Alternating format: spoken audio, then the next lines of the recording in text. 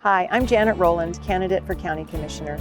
Mesa County has been my home for over 35 years. It's where I met and married my husband Lance and where we raised our family.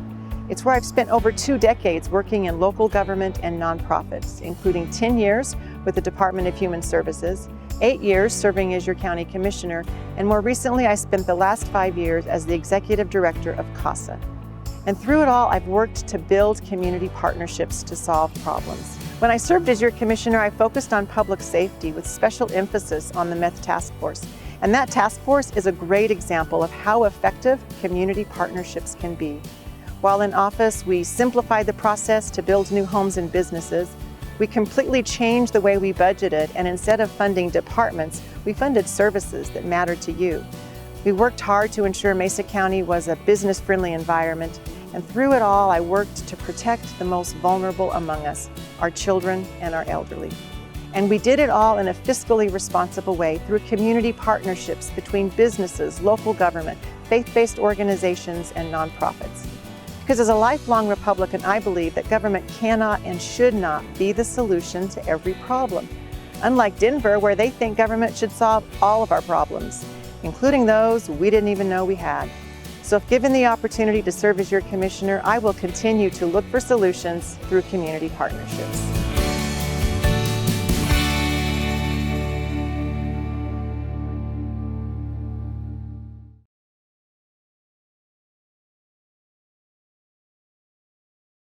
For over 15 years, I've been living out my belief that when government is faced with challenges, instead of raising taxes, it should raise its expectations. And this is especially true with the county budget. We can't forget that every dollar the county spends was a dollar first earned by you, the taxpayer. And we can't forget that our hardworking families in Mesa County make a median income of around $50,000 a year. When faced with decisions, whether it's budget or policy, I'll continue to ask, how will this decision affect the families in Mesa County? You have these conversations every day, sitting around your kitchen table, discussing whether or not you can afford the things you want or even need. And you deserve to have government leaders who have those same tough discussions. Do we need it? Can we afford it? And how will it affect the families in our community?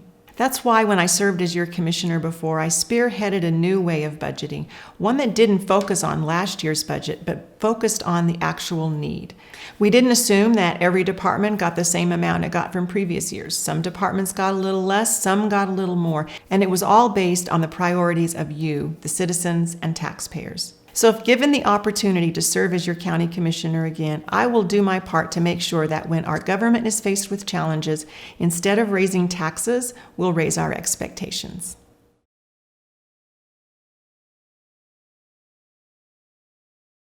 When it comes to economic development, I believe that sometimes the best thing government can do is simply create a business-friendly environment. That's why when I served as your commissioner before, we simplified the process to build new businesses and homes.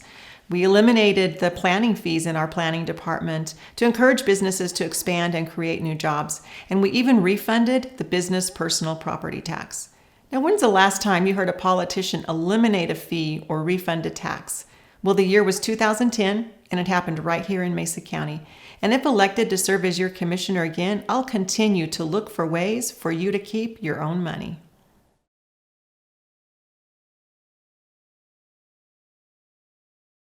Transparency in government is absolutely critical. That's why when I served as your commissioner before, the first month I was in office, we began broadcasting our public hearings live on cable and online. We also began posting our budget online, and not just the final version, we posted it in process so that you could make real-time comments about the budget. And we also began hosting telephone town hall meetings so that you could interact with your government from the convenience of your own home. In one call alone, we had over 1,000 people who participated for the entire hour. That tells me it's important to you, and it's important to me. I believe that you, the taxpayer, should know what your government is up to and how they're spending your money.